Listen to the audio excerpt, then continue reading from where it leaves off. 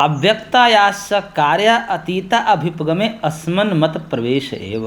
इसलिए अव्यक्त जो है कार्य की अतीता अवस्था कैसी है? अव्यक्त है। लेकिन यहाँ पर ध्यान रखना पड़ेगा आपको कि जो घट का नयापन अतीत हो चुका है वो अप्रगट रहता है, प्रकट नहीं रहता है।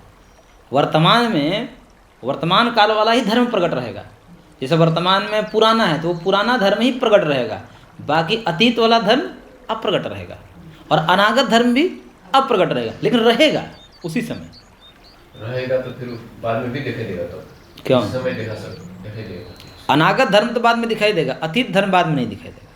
तो फिर उसको हम कैसे मानेंगे कि रहेगा? अतीत एक बार अतीत हो गया ना, तो वो दिखाई नहीं देगा, मतलब अप्रगट नहीं होगा, लेकिन अप्रगट रूप में वही रहता है। तभी तो हम कहते हैं घट फूट गया, नहीं तो कैसे कहेंगे?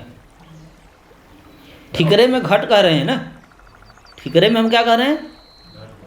घट फूट गया। इसी के ठिकरे में हमें अतीत घटावस्था दिखाई दे रही है, तभी तो कह रहे हैं, नहीं तो ये कैसे बनेंगे? तो कह रहे हैं हमारे मत में हम सत्कारवादी हैं, हम दो धर्म अप्रगट और एक धर्म प्रगट मानते हैं। वर्तमान जो धर्म होगा प्रगट होगा, अतीत और अनागत धर्म अप्रगट होगा।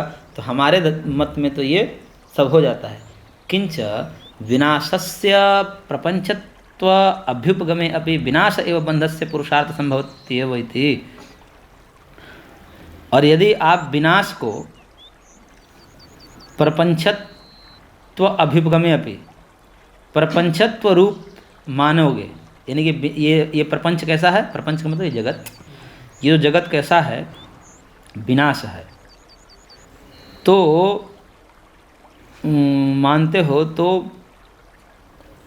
बंधस विनाश एवं बंधस्य पुरुषार्थ संभवति, विनाश ही बंध का पुरुषार्थ संभव होगा, कहना पड़ेगा।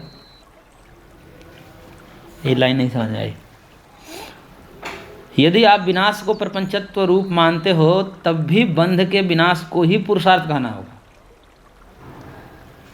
यानी पूरा जगत को आप कैसा मानते हो? विनाश स्वरूप मानते हो, तो बंध को भी क्या कहना पड़ेगा?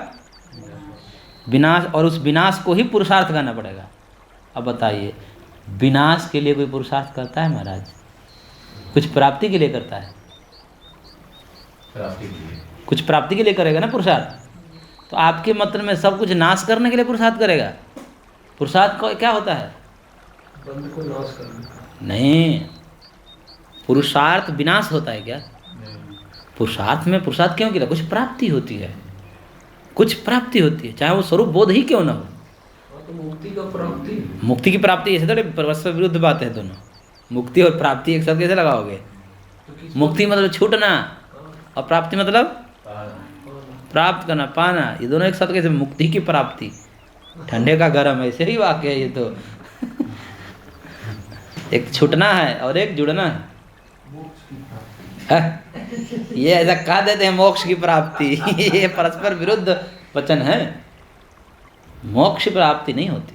मोक्ष मतलब छूटना होता है और प्राप्ति मतलब प्राप्त की प्राप्ति। हाँ, ये भगवत प्राप्ति, स्वरूप बोध, ये सब शब्द आप प्रयोग कर सकते हैं।